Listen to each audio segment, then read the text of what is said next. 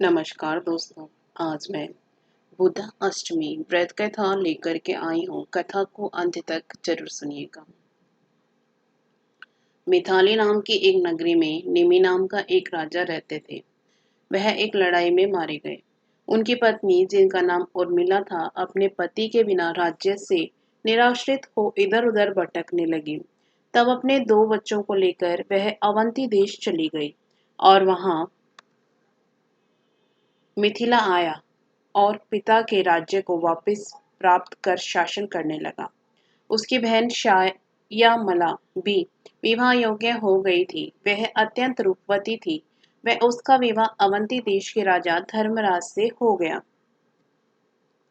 एक दिन धर्मराज ने अपनी पत्नी से शायमला से कहा, हे प्रिय, तुम सभी काम करना, परंतु ये 7 स्थानों जिनमें ताले बंद हैं, इनमें तुम कभी मत जाना।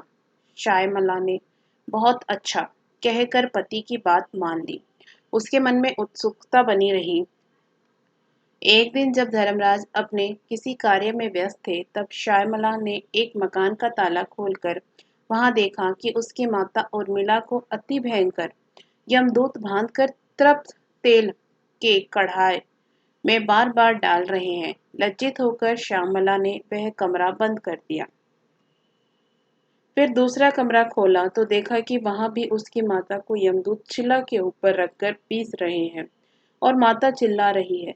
इसी प्रकार तीसरा कमरा खोला, देखा कि यमदूत उसकी माता के मस्तक में कीले ठोक रहे हैं। इसी तरह चौथे में अति भयंकर श्वान उसका भक्षण कर रहे हैं। पांचवें में लोहे के संदन उसे पीड़ित कर रहे हैं। छठे में कोल्लू के बीच ईख के समान पेरी जा रही है और सातवें को खोलकर देखा तो वहां भी उसकी माता को हजारों कृमि भक्षण कर रहे हैं और वह रुधिर आदि से लथपथ हो रही है। यह देखकर श्यामला ने विचार किया कि मेरी माता ने ऐसा कौन सा पाप किया है जिससे वह इस दुर्गति को प्राप्त हुई। वह सोचकर उसने सारा वृतांत अपने पति धर्मराज को बताया। धर्मराज बोले, प्रिय, मैंने इसलिए कहा था कि ये 7 ताले कभी ना खोलना, नहीं तो तुम्हें वहां पश्चाताप होगा। तुम्हारी माता ने संतान के स्नेह से ब्राह्मण के खेत से गेहूं चुराए थे।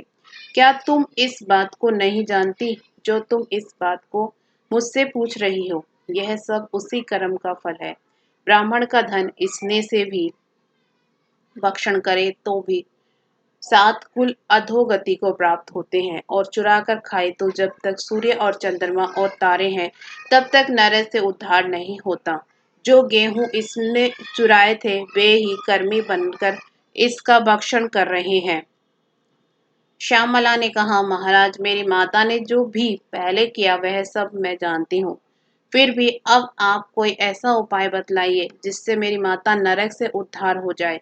इस पर धर्मराज ने कुछ समय विचार किया और कहने लगे, प्रिय, आज से 7 जन्म पूर्व ब्राह्मणी थी।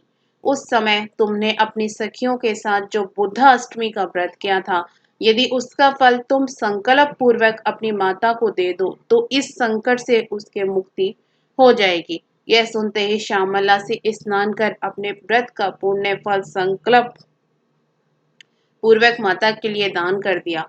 व्रत के फल के प्रभाव से उसकी माता भी उसी क्षण दिव्य देह धारण कर विमान में बैठकर अपने पति सहित स्वर्ग लोक की चली गई और बुद्ध ग्रह के समीप हो गए। यह व्रत अपनी संतान को अपनी माता के लिए रखना चाहिए। इस व्रत को रखने से धन धान्य पुत्र पौत्र दीर्घायु और ऐश्वर्य मिलता है।